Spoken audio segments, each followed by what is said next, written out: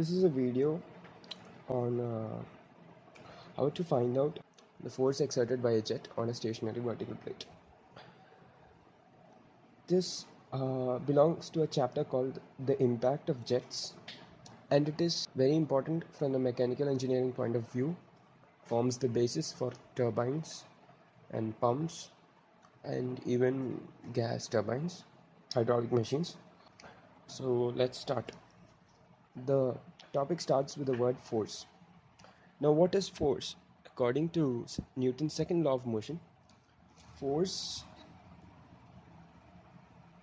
is equal to ma or m into dv by dt.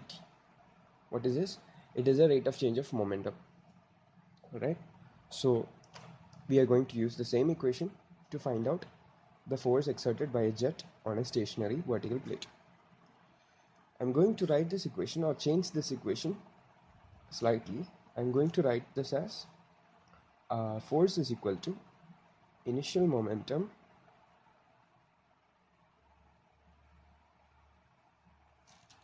minus final momentum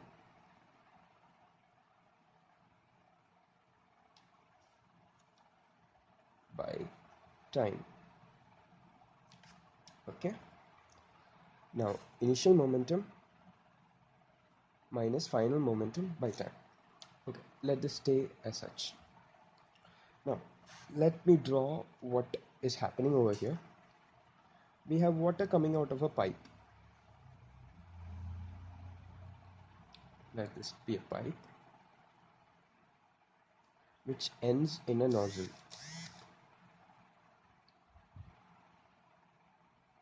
Now what does a nozzle do? The nozzle decreases the area, and according to the law of conservation of mass or the continuity equation, if the area decreases, the velocity increases. So the nozzle basically, it increases the velocity of flow. So this is actually water coming out.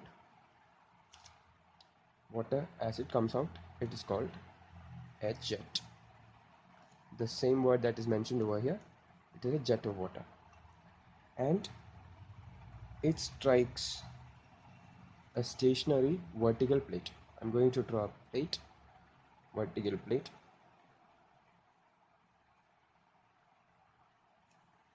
and as water comes and strikes on this, we will imagine that it does not splash but just splits, or in technical terms it bifurcates. Water just splits into two.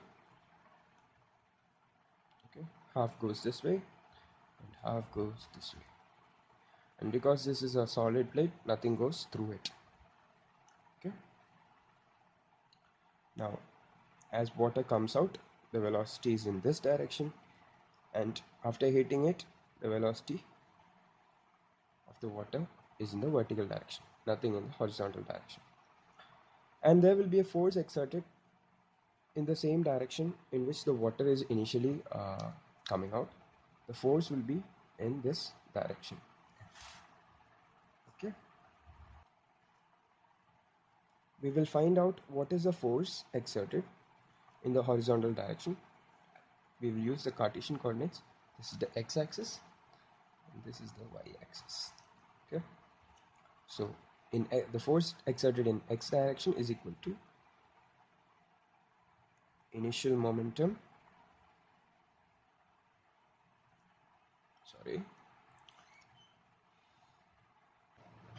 minus final momentum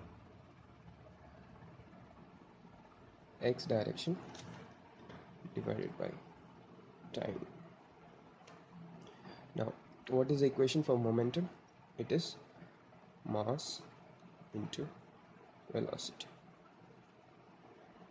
Just to show that it is the initial velocity, because it is the initial momentum, it will be the initial velocity, and to show that I'll just give a subscript I, and final momentum will be mass into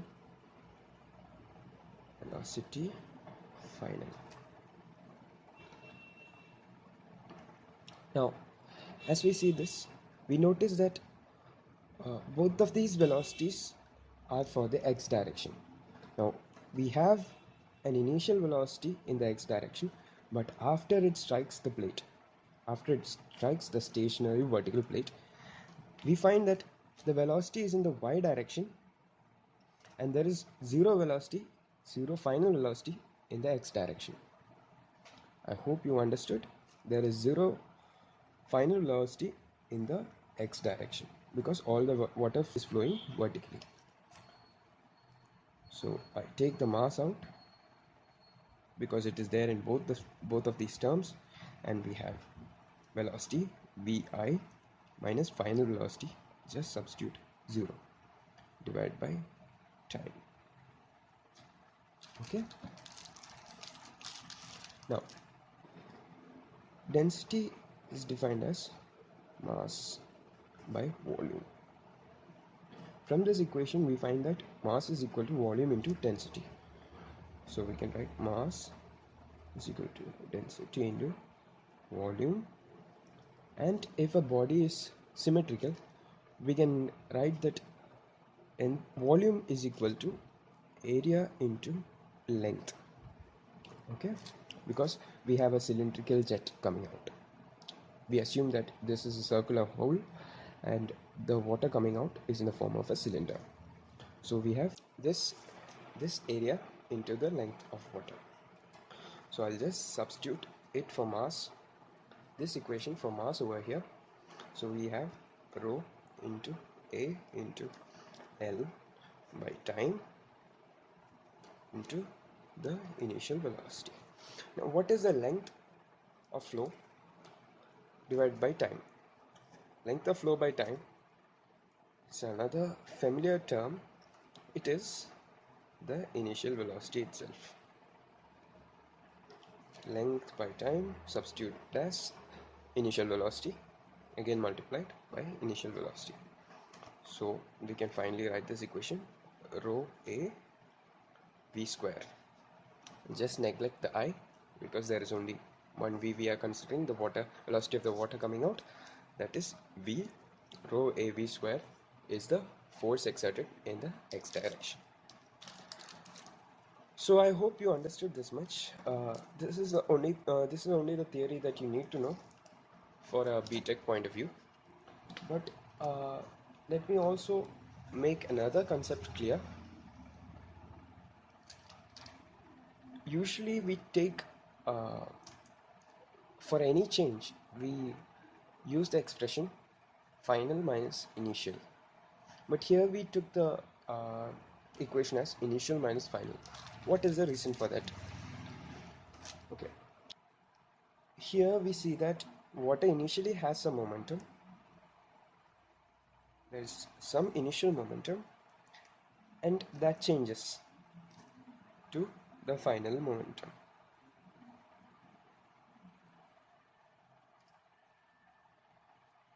So what does Newton's second law say? It says that the rate of change of momentum is directly proportional to the applied force. So because there is a change in the momentum of the water, there must be some force applied on the water. Now we know that there's a force applied on the water, and to find out that force applied on the water, we subtract the final momentum minus the initial momentum. But what did we find out over here? It is the force exerted by the water on the wall. Whatever the force was found out over here, it was the force that was exerted on the jet. It was exerted on the jet by the stationary plate. Okay, it was exerted on the jet by the plate. And what does Newton's third law state? It states that every action has an equal and opposite reaction, or every force has an equal and opposite reaction force.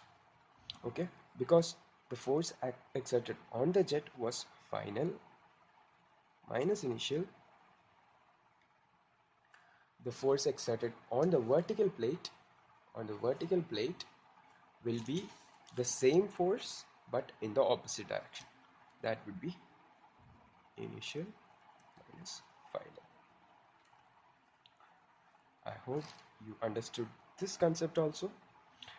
Um, it is not very important as far as engineering exams are concerned, but as an engineer, you are supposed to know it. Thank you for your patience. Have a good day.